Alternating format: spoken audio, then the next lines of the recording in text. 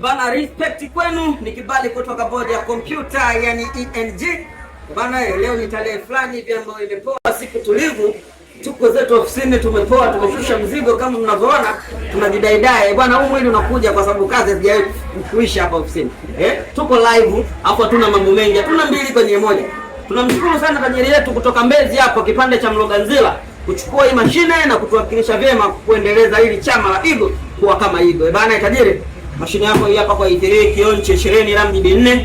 Bana, mashine hii ina processor na ina processor speed 3.10. Haijawahi kuzingua, haijawahi kufeli. Sisi tuko kwa ajili ya kukuhudumia. Na kukumbusha tena leo, mtoto wa kiume wanasema unatakiwa ukaze.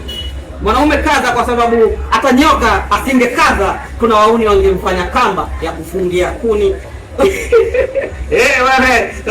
Nyoka asingekaza kiunoni pia wauni wangemvaa, yani wangefungia kama mkanda. Mwanaume kaza baba.